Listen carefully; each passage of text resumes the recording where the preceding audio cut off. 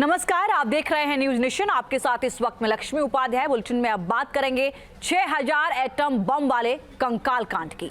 याद कीजिए, करीब 80 साल पहले अमेरिका ने जापान के हिरोशिमा और नागासाकी पर सिर्फ 2 एटम बम गिराए थे, जिसका दर्द आज भी दुनिया महसूस करती है। सोचिए, अगर किसी युद्ध में 6000 एटम बम फोड़ दिए जाएं तो क्या होगा।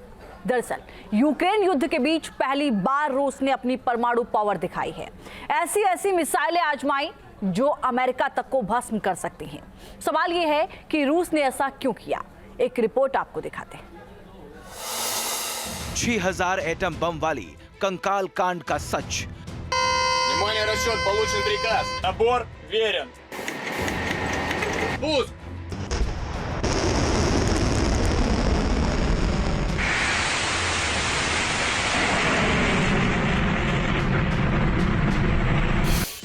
पहली तस्वीर देखिए।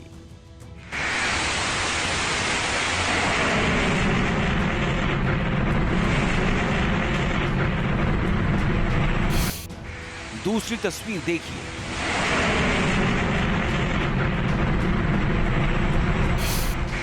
तीसरी तस्वीर देखिए।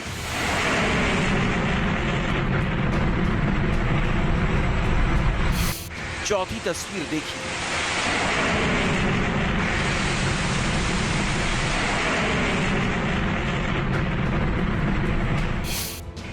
और अब 5वीं तस्वीर भी देख लीजिए।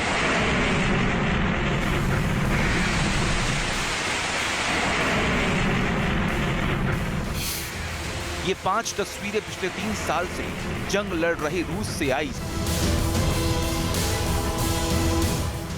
सबसे भयानक तस्वीरें हैं जिनकी चर्चा यूक्रेन से लेकर अमेरिका तक में की जा रही है। 24 घंटे के भीतर नाटो के 32 देश इन तस्वीरों को देखकर खौफजदा हो गए। अब सवाल यह है कि आखिर इन तस्वीरों से दुनिया दहशत में क्यों है।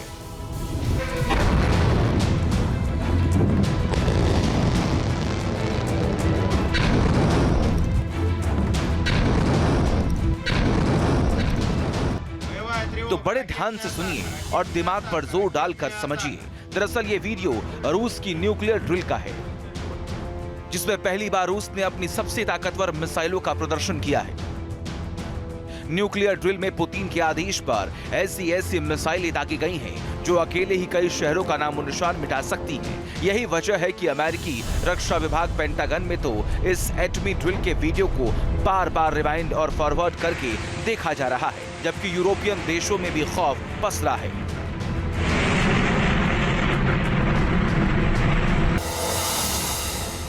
अब सवाल यह है कि आखिर रूस की इस न्यूक्लियर ड्रिल के मायने क्या हैं? इसमें इस्तेमाल एक हथियार का वीडियो रूस ने क्यों जारी किया? और सवाल यह भी है कि नाटो के देश इस ड्रिल से क्यों डरे हुए हैं?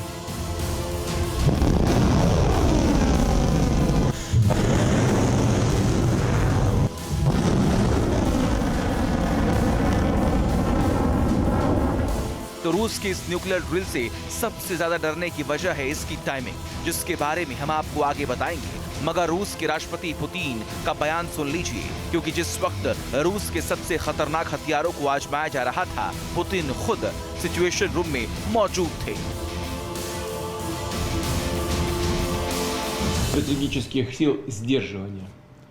रूस न्यूक्लियर हथियारों में सुधार करना जारी रखेगा। हमने परमाणु हमले के इस्तेमाल में कई बदलाव किए हैं। यूक्रेन को जो लॉन्ग रेंज मिसाइलें दी गई हैं, अगर उनका इस्तेमाल रूस के शहरों पर हमला करने के लिए किया गया तो रूस इसका जवाब परमाणु हमले से देगा, क्योंकि न्यूक्लियर हथियार रूस की सुरक्षा के गारंटर हैं। यूक्रेन की एक गलती उसे दुनिया के नक्शे से साफ कर देगी।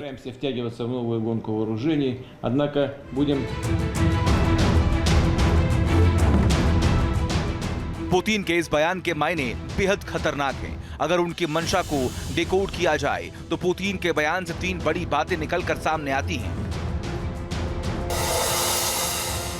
नंबर 1, जंग बढ़ने पर रूस परमाणु बम तक चला सकता है। नंबर 2, रूस अपना परमाणु जखीरा बढ़ाना जारी रखेगा। और नंबर 3, रूस की पूरी तैयारी सिर्फ और सिर्फ अमेरिका के लिए है। अब आप सोच रहे होंगे कि पुतिन ने अमेरिका का नाम तक नहीं लिया, फिर भी उनकी न्यूक्लियर ड्रिल को अमेरिका से क्यों जोड़ा जा रहा है? तो डिफेंस एक्सपर्ट्स इसके पीछे दो वजह बता रखे हैं। पहली वजह यह कि अमेरिका ने अपनी न्यूक्लियर कमांड फोर्स को यानी AI आर्टिफिशियल इंटेलिजेंस से लैस करने का ऐलान किया है। और दूसरी वजह यह है कि रूस ने यह दावा किया है कि यूक्रेन में अमेरिका के सैनिक रूस के खिलाफ युद्ध लड़ रहे हैं। इन दोनों ही वजह से रूस अपने एटम बम की ताकत दिखा रहा है।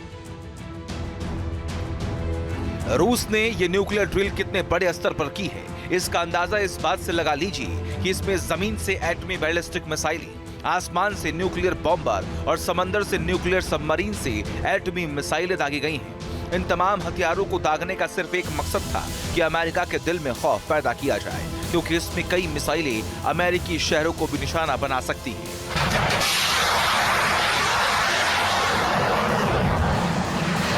इस महाविनाशक मिसाइलों की डिटेल हम आपको आगे बताएंगे। पहले रूस के उस परमाणु योद्धा की बात करते हैं जो दुनिया का सबसे बड़ा न्यूक्लियर बम दागने की ताकत रखता है। जानकारी के मुताबिक रूस ने इस ड्रिल में Tu-95MS न्यूक्लियर बॉम्बर की ताकत भी दिखाई है। Tu-95MS को रूस का दूसरा सबसे घातक बॉम्बर माना जाता है, जिसकी तुलना अमेरिका के B-52 से की जाती है। पता चला कि न्यूक्लियर ड्रिल में Tu-95MS से KH-55 क्रूज मिसाइल दागी गई है। ये मिसाइल पुतिन की टैक्टिकल न्यूक्लियर मिसाइल मानी जाती है, जो 2500 किलोमीटर दूर तक तबाही मचा सकती है। डिफेंस एक्सपर्ट बताते हैं कि Tu-95MS में कई और ऐसे खतरनाक हथियार फिट हैं, जिसकी वजह से इसके उड़ान भरते ही यूरोप के देश कांप उठते हैं। जहां तक बात रूस की Tu-95 बॉम्बर की करें तो ये क्यों खतरनाक माना जाता है? चलिए अब आपको इसकी डिटेल हम बताते हैं कि आखिर ये क्यों खतरनाक है। दरअसल न्यूक्लियर ड्रिल में ये महाविनाशक है। Tu-95MS रूस का दूसरा घातक बॉम्बर है और लगातार 8 घंटे ये उड़ान भर सकता है। परमाणु बम गिरा सकता है Tu-95MS, और सबसे खतरनाक जार बम की अगर बात करें तो वो गिराने में भी ये सक्षम है। इसे खूंखार भालू पुकारता है नेटो। जी हाँ, इसमें एयर टू एयर लॉन्च मिसाइलें फिट है। इसके अलावा अगर हम बात करें तो 8KH और 55 लॉन्ग रेंज क्रूज मिसाइल इसमें लगी हुई है। Tu-95MS की रफ्तार 925 किलोमीटर प्रति घंटा है। 15,000 किलोमीटर तक इसकी ऑपरेशनल रेंज है और 45,000 फीट की ऊंचाई तक उड़ान भर सकता है। 15,000 टन हथियार लेकर भरता है ये उड़ान, तो आप इसी से समझ सकते हैं और अंदाजा लगा सकते हैं इसकी ताकत का। जानकारी के मुताबिक वैसे तो ये कई तरह की भारी मिसाइलें और बम दाग सकता है, मगर इसका सबसे खौफनाक हथियार है जार बम, जो हिरोशिमा पर गिराए गए अमेरिका के परमाणु बम से 3300 गुना ज्यादा शक्तिशाली है। बताते हैं रूस ने करीब 61 साल पहले दुनिया के सबसे ताकतवर परमाणु बम का परीक्षण किया था, जिसने उसे जार बम का नाम दिया था। दावा किया जाता है कि ये बम इतना शक्तिशाली है कि पूरे शहर को मिट्टी में मिला सकता है। इसकी चपेट में आने पर एक ही झटके में 10 लाख से अधिक लोगों की मौत हो सकती है। इसकी तबाही वाली ताकत के कारण इसे परमाणु बमों का राजा कहा जाता है।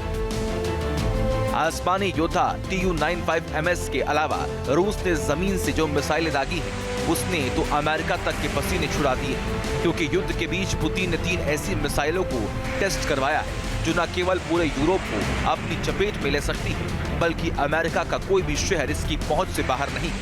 ये मिसाइलें इतनी ताकतवर हैं कि अगर रूस में बैठे बैठे इसे लॉन्च किया जाए तो ये अमेरिका की राजधानी वॉशिंगटन तक पर परमाणु हमला कर सकती है।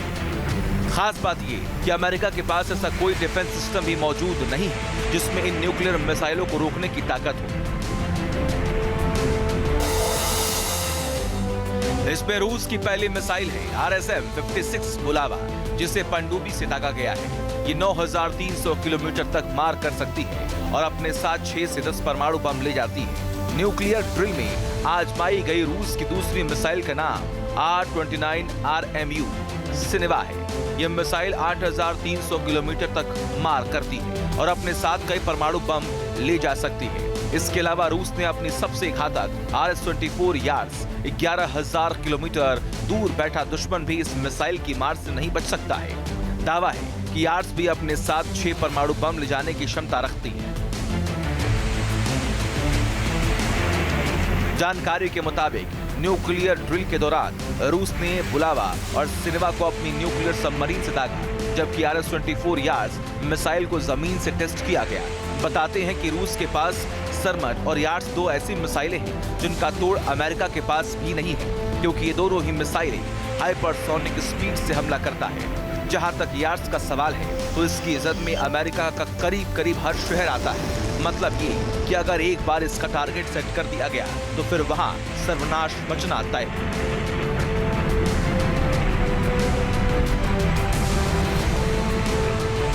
रूस दावा करता है कि हाइपरसोनिक स्पीड होने के कारण अमेरिका का कोई डिफेंस सिस्टम इसे रोक नहीं सकता। अमेरिका ज्यादातर 2 डिफेंस सिस्टम का इस्तेमाल करता है, जिसमें पहला है सबसे एडवांस थर्ड डिफेंस सिस्टम और दूसरा है पैट्रियट डिफेंस सिस्टम। अमेरिका के ये दोनों ही डिफेंस सिस्टम बैलिस्टिक मिसाइलें सबसोनिक या सुपरसोनिक मिसाइलों को ट्रेस कर सकते हैं, जबकि यार्ड्स हाइपरसोनिक स्पीड से हमला करती है, लिहाजा उसे ट्रेस करना तक मुश्किल है। ऐसे में मार गिराने का तो सवाल ही पैदा नहीं है। सेकेंड वर्ल्ड वॉर में अमेरिका ने जापान के हिरोशिमा और नागासाकी के ऊपर एटम बम ये लॉजिक के साथ डाला था कि ये युद्ध 1939 से 45 तक बहुत लंबा खिंच गया है, खत्म होना चाहिए। रशिया भी ऐसा कर सकता है कि यूक्रेन के साथ ये युद्ध नेटो की वजह से बहुत लंबा खिंच गया है। और दूसरी बात, रशिया के अंदर आवाज़ें उठने लगी हैं। ये आवाज़ें उठ रही हैं कि अगर स्टालिन होता तो अब तक न्यूक्लियर अटैक हो जाता। पर्ल हार्बर पे जो नुकसान अमेरिका को हुआ था उससे कहीं ज़्यादा रशिया को इस युद्ध में हो चुका है, तो रशिया न्यूक्लियर बम का इस्तेमाल क्यों नहीं करता? ये संदेश देने के लिए रशिया ने ये मैसिव रिटेलिएटरी न्यूक्लियर ड्रिल की है। जरा सोच कर देखिए, एक ऐसी मिसाइल जो अपने साथ 300 से 500 किलो टन के 6 परमाणु बम लेकर बढ़ रही हो, जिसे रोक पाना किसी के भी बूते की बात ना हो, जिसकी एक्यूरेसी 150 मीटर के करीब हो, वो किस हद तक दुश्मन का कलेजा कंपा सकती है? यह दावा किया जाता है कि रूस के पास ऐसी 150 यार्ड्स मिसाइल्स हैं, जिनमें से 136 रोड मोबाइल और 14 साइलो बेस्ड मिसाइलें। जानकार भी मानते हैं कि रूस की न्यूक्लियर ड्रिल हथियारों की सिर्फ नुमाइश भर नहीं है, बल्कि रूस इनका इस्तेमाल कर भी सकता है, क्योंकि जिस तरह यूक्रेन युद्ध में नाटो की दखलंदाजी बढ़ रही है, उससे पुतिन का पारा काफी हाई है। ना करते हुए भी नाटो की तरफ से 3 ऐसे कदम उठाए गए जो इस इलाके में रूस के प्रभाव को सीधी चुनौती दे रही है। इसमें पहला है यूक्रेन को F-16 जैसा मल्टी रोल फाइटर जेट देना। दूसरा कदम है यूक्रेन की तरफ से अमेरिकी सैनिकों को लड़ना, जैसा कि रूस दावा कर रहा है। और रूस को भड़काने वाला तीसरा कदम है यूक्रेन का लंबी दूरी तक पार करने वाली नेपच्यून मिसाइल का परीक्षण करना। आरोप है इस यूक्रेनी मिसाइल की मारक क्षमता बढ़ाने में नाटो देशों ने मदद की है। रशिया ने पहले ही कुछ न्यूक्लियर संधियों को जो अमेरिका के साथ थी उनको नल एंड वॉइड या तोड़ दिया है, और अब उसने अपनी न्यूक्लियर डॉक्ट्रिन भी चेंज कर ली है, जिसमें ये शामिल है कि अगर कोई देश रशिया के ऊपर कन्वेंशनल अटैक करता है और उस देश को सपोर्ट करने वाला न्यूक्लियर देश है, तो भी वो कन्वेंशनल अटैक के बदले में न्यूक्लियर अटैक कर सकता है। और इसको उसने रिटेलिएटरी अटैक कहा है, और इसी की उसने मैसिव एक्सरसाइज एक बार फिर दोबारा की है। रूस के तेवरों से साफ है कि जो युद्ध अब तक ड्रोन और मिसाइलों के जरिए लड़ा जा रहा था, उसमें अब न्यूक्लियर हथियार निकल आए हैं। लेकिन ये न्यूक्लियर हथियार अगर ड्रिल तक ही सीमित रहे तब ठीक है। अगर न्यूक्लियर हथियार वॉरहेड के साथ दुश्मन पर दाग दिए गए तो फिर महाविनाश होने से दुनिया की कोई ताकत नहीं रोक पाएगी, क्योंकि रूस के पास इस वक्त 5580 परमाणु बम है, जिसमें से 2000 के करीब टैक्टिकल न्यूक्लियर वेपन है, जबकि अमेरिका के पास 5044 परमाणु बम है, जो रूस से काफी कम है।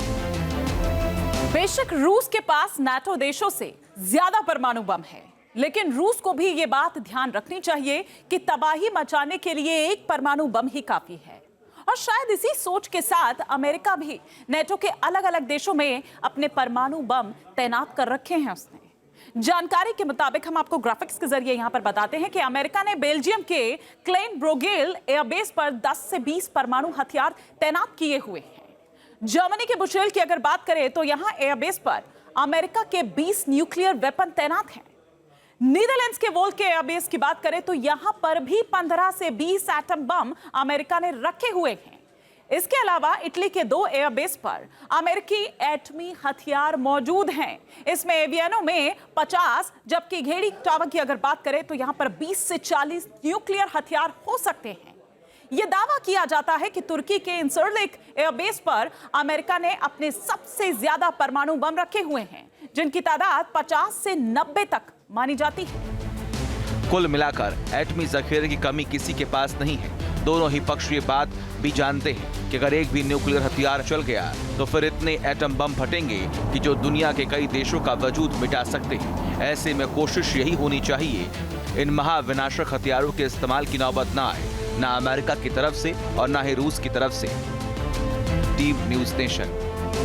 न्यूज नेशन अब व्हाट्सएप पर खबरों की ताजा अपडेट के लिए न्यूज नेशन के इस QR कोड को स्कैन करें।